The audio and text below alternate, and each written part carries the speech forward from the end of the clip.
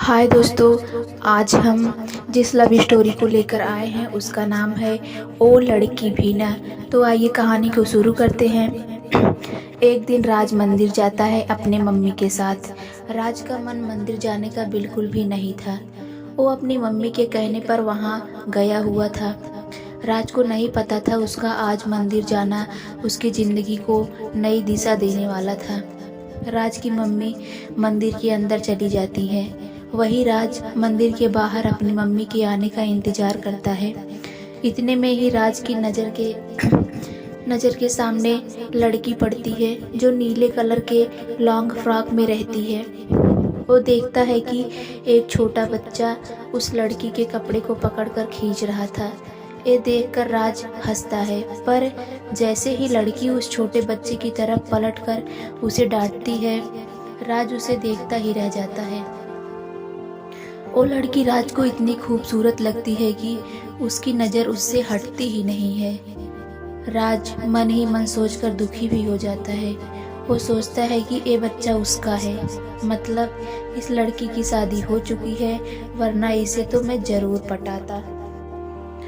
थोड़ी देर में उस बच्चे की असली मम्मी आकर उसे अपनी गोद में उठाती है। ये देखकर राज एकदम खुश हो जाता है और अब सोचता है अब इस लड़की को कुछ भी हो जाए, मैं अपने हाथ से जाने नहीं दूंगा, इसे मैं अपना बना कर ही रहूँगा। लड़की मंदिर से जाने लगती है तो राज भी उसके पीछे पीछे चला जाता है। थोड़ी देर में लड़की की नज़र राज पर पड़ती है तो लड़की उसको गुस्से में देखकर नज़र फेर लेती है। ये देखकर राज की हिम्मत आगे बढ़ने की नहीं हो रही थी। फिर वो सोचता है मेरे पास यही मौका है, क्या पता अगली बार ये दिखे ना दिखे। पर उसे डर भी लग रहा था कि अगर वो आगे बढ़ा और उसने उसे कुछ कह दिया तो उसकी बेइज्जती हो जाएगी। इसीलिए वो चुपके चुपके उस लड़की का उसके घर तक पीछा करता रहा और उसका घर जान लेता है। दूसरे दिन शाम को उसके घर के सामने इधर उधर घूमता रहता है और उस लड़की का बाहर आने का इंतजार करता है। करीब आधे घंटे बाद लड़की बाहर तो नहीं आती, पर उसके दूसरे फ्लोर पर जो बालकनी है वहाँ आती है। वो खड़े होकर उसकी तरफ देखता जाता है। लड़की की नज़र भी राज पर पड़ती है। वो सोचती है ये तो वही मंदिर वाला लड़का है, ये मेरे घर तक पहुँच गया। फिर वो उसे नज़रअंदाज करके घर के अंदर चली जाती है। तो थोड़ी देर बाद राज भी वहाँ से चला जाता है। राज एक हफ्ते तक ऐसे ही हर रोज़ आकर देखता और वो लड़की उसे हर बार नज़रअंदाज करके अंदर चली जाती। उसके बाद राज ने ठाना कुछ ऐसा करने के लिए उसका भी ध्यान मेरे ऊपर पड़े और मुझे इस तरह नज़रअंदाज करे, तभी तो मेरी लव स्टोरी आगे बढ़ेगी। राज अगले दिन उसके घर के बाहर फिर पहुंचता है और थोड़ी देर में लड़की भी बालकनी में आ जाती है। उसके बाद लगातार 10-12 फ्लाइंग किस उसे देता है। ये देखकर लड़की उसकी तरफ घूर के देखती है। वो फिर से एक फ्लाइंग किस देता है और इशारे में अपना दिल बनाकर उसे ये जताता है कि वो उससे प्यार करता है। लड़की अपना चप्पल निकालती है और उसकी तरफ दिखाकर इशारे में कहती है भाग जाओ वरना चप्पल से मारूंगी। राज अपना गाल आगे करके इशारे में कहता है मारो ना, मैं यहीं पर हूँ। इतने में वो एक बार फिर फ्लाइंग किस करता है। इसके बाद लड़की उसे गुस्से में देखकर अंदर चली जाती है। राज भी कुछ देर में सोचते सोचते वहाँ से चला जाता है। राज सोचता है कैसे मैं उससे अपने दिल की बात कहूँ। फिर उसने सोचा लेटर लिखकर उसे दे दूँगा। वो रात भर में एक अच्छा सा लव लेटर लिखता है। दूसरे दिन फिर पहुंचता है तो वो लड़की के आने से पहले ही उसके बालकनी में लव लेटर फेंक देता है और एक जगह छुप कर देखता है कि वो लव लेटर उसने उठाया या नहीं। थोड़ी देर में वो लड़की उस बालकनी में आती है और वो लेटर देखती है। लेटर खोलकर पढ़ती है तो वो इधर उधर देखने लगती है कहाँ है वो लड़का। कुछ पल में लड़की देख लेती है। राज को छुपा हुआ। ये देखने के बाद राज बाहर आ जाता है और उससे इशारे में कहता है कि मैं तुमसे प्यार करता हूँ। लड़की उसके सामने वो लेटर फाड़कर बालकनी से बाहर फेंक देती है। ये देखकर राज का दिल टूट जाता है और वो दुखी होकर अपने घर चला जाता है। राज सोचता है कि एक बार शायद उसे सामने से प्रपोज करना चाहिए, शायद वो मेरे प्यार को समझे और अपने दिल की बात कह दे। वो दूसरे दिन जाता है और फिर एक लेटर फेंकता है। लड़की आती है, उस लेटर को पढ़ती है। उसमें लिखा होता है कि एक बार बाहर आ जाओ, मुझे कुछ ज़रूरी बात करना है, उसके बाद तुम्हें कभी परेशान नहीं करूँगा। लड़की उससे कुछ नहीं कहती और वो अंदर चली जाती है। लगभग 20 मिनट बाद वो घर के बाहर आती है और एक दुकान के पास जाकर कुछ खरीदने लगती है। राज तुरंत ही उस दुकान की तरफ भागते हुए उसके पास पहुंचता है और उससे जाकर कहता है, मैंने तुम्हें बहुत परेशान किया, बस इसीलिए ताकि तुम मेरी हो जाओ। मैं तुम्हें जब पहली बार मंदिर में देखा था, मुझे तुम तभी ही पसंद आ गई थी। मैंने सोचा मैं आज तुमसे बात करूँगा, पर जब तुमने मुझे घूर के देखा तो बेइज्जती हो जाएगी, इसीलिए मैं नहीं आया तुम्हारे पास। मैं लगभग 1 महीने से तुम्हारे घर के चक्कर काट रहा हूँ क्योंकि मैं तुमसे प्यार करता हूँ। तुमने कल मेरा लव लेटर भी फाड़कर फेंक दिया था। इसके बाद तो मैं यहाँ नहीं आने वाला था, पर मैं फिर एक आखिरी बार अपने प्यार की वजह से आया हूँ। मैं तुम्हारे मुंह से अपने प्यार की हाँ या ना सुनना चाहता हूँ। लड़की ये सब सुनकर कुछ नहीं बोलती और आज पहली बार मुस्कुरा के वहाँ से चली जाती है।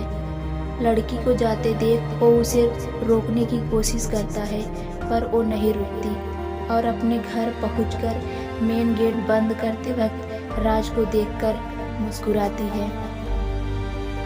राज को लड़की की तरफ से कोई जवाब नहीं मिलता। वो घर जाकर सोचता है आखिर उसका जवाब क्या था, क्या वो मुझसे प्यार करती भी है या नहीं। ये सोचते हुए राज पूरी रात गुजार देता है। अगले दिन उदास मन से वो फिर जाता है, ये सोचकर अगर आज उसने कुछ नहीं कहा तो मैं फिर कभी नहीं आऊँगा और आज किसी भी हाल में उससे मैं जवाब मांग के ही रहूँगा, आज चाहे इस पार चाहे उस पार। वो वहाँ पहुँच जाता है और लड़की के आने का इंतज़ार करता है।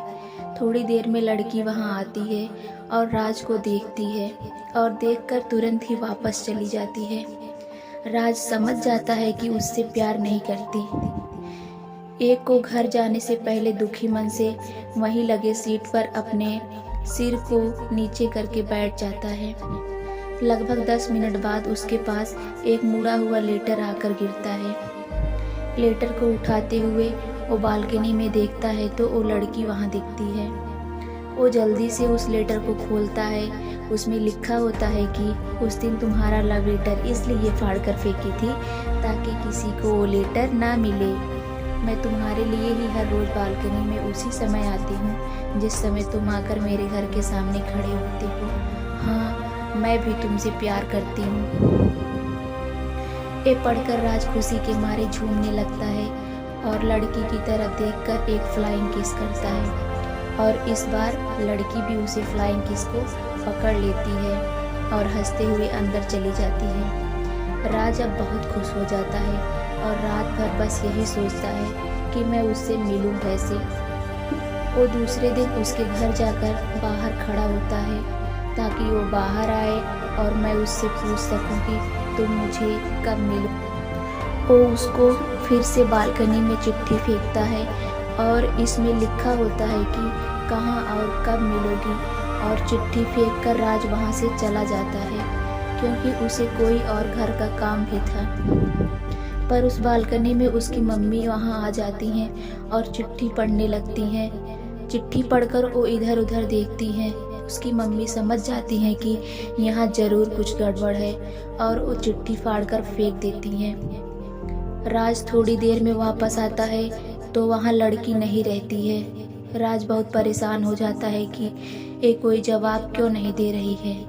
अभी तक तो मुझे इसका नाम भी नहीं पता। राज इसी तरह 2-3 दिन आता है, पर उसे न लड़की दिखती है न ही उसका कोई जवाब। अब राज सोचता है कि क्या हो गया है उसे। उसने बोला तो था कि वो मुझसे प्यार करती है। ये सोच ही रहा होता है कि वो लड़की बालकनी में आ जाती है और राज की तरफ देखती है, पर कुछ नहीं कहती, न कोई इशारा देती है। ये सोचकर राज उससे पूछने की कोशिश करता है। तुरंत ही लड़की घर में चली जाती है। राज को इस बात से बहुत गुस्सा आता है और वो घर चला जाता है। वो अगले दिन वहाँ नहीं जाता। वो सोचता है ये आखिर उसने क्या लगा रखा है, कुछ बात क्यों नहीं कर रही है। राज सोचता है कि मैं उसे भूल जाऊंगा। थोड़ी देर बाद राज को बेचैनी होने लगती है, तो वो उठकर बाहर चला जाता है। वो अपने आप को समझने की कोशिश करता है और ये कहता है खुद से, चलो सीधा उसके कमरे में घुस जाता हूँ। उसके बाद उससे फेस टू फेस पूछूंगा कि तुम क्यों ये सब कर रही हो, मुझसे तुम चाहती क्या हो। और रात के करीब 11 बजे उसके घर के सामने पहुँच जाता है। इस समय तक सब खाली खाली लग रहा था। वो उसके घर की दीवार को फांदकर अंदर पहुंचता है। वो सोचता है कि पर मैं ऊपर कैसे जाऊं। फिर उसे पाइप दिखती है। वो उसी पाइप को पकड़कर ऊपर जाने की कोशिश करता है। थोड़ी कोशिशों के बाद राज ऊपर चढ़ ही जाता है, पर उसके कमरे का दरवाज़ा बंद रहता है। वो दरवाजे को धीरे धीरे खटखटाने की कोशिश करता है और खिड़की से उसे बुलाने की भी कोशिश करता है, पर वो बड़े आराम से सो रही होती है। ये देखकर राज सोचता है कि देखो खुद कितने आराम से सो रही है और मुझे ऐसे रात भर घुमा रही है। थोड़ी देर के बाद राज ध्यान देता है कि उसकी खिड़की का शीशा खुला हुआ है। वो शीशे को पूरा खोलकर उसे धीरे धीरे बुलाता है, पर वो नहीं सुनती है। राज अपने जेब में चेक करता है कि कुछ है जो मैं फेंक कर उसे जगा सकूं। उसे तब 2-3 सिक्के मिलते हैं। वो एक सिक्का उसकी तरफ फेंकता है, पर सिक्का नीचे गिर जाता है, जिससे आवाज़ होती है। तो फिर वो नहीं जागती। दूसरा सिक्का फिर फेंकता है। वो सीधा उसके मुंह पर जाकर लगता है। सिक्के की चोट से वो झट से उठकर बैठ जाती है और इधर उधर चेक करने लगती है। राज उसे धीरे से आवाज़ देता है कि मैं हूँ, दरवाज़ा खोलो। लड़की को साफ नहीं दिख रहा था। वो पास आकर देखती है और उसे पहचान लेती है। उसके बाद दरवाज़ा खोलकर कहती है, तुम इतनी रात में यहाँ क्या कर रहे हो? कोई देख लेगा तो हम दोनों की खैर नहीं। इस पर राज कहता है, देखने दो, पहले ये बताओ तुम इतने दिन मेरे सवाल का कोई जवाब क्यों नहीं दे रही हो? मैंने तुम्हें चिट्ठी भी लिखी थी। वो कहती है कि मुझे कोई चिट्ठी नहीं मिली। राज कहता है, अच्छा छोड़ो, ये बताओ कब और कहाँ मिलोगी मुझसे? लड़की कहती है, कल उसी जगह उसी समय जहाँ हम पहली बार मिले थे। अब वो कहती है कि अब जाओ वरना कोई देख लेगा। राज वहाँ से तुरंत हंसते हंसते चला जाता है। दूसरे दिन सुबह मंदिर में जाकर उसका इंतज़ार करता है। वो थोड़ी देर में आती है। राज तुरंत उसके पास जाकर कहता है, अब तुरंत मुझे अपना मोबाइल नंबर दे दो। वो नंबर देती है तो राज कहता है, नाम तो बता दो, सेव क्या करूं? लड़की अपना नाम बताती है, आरोही। और वो पूछता है, तुम इतने दिन से मुझसे कोई इशारा क्यों नहीं कर रही थी, ना ही तुम बालकनी में आती थी? लड़की कहती है कि घर के काम में उस समय बहुत ज़्यादा व्यस्त थी, इसीलिए नहीं आ रही थी। राज अब खुश था और अब उसे इतने दिनों बाद उसका प्यार मिल चुका था।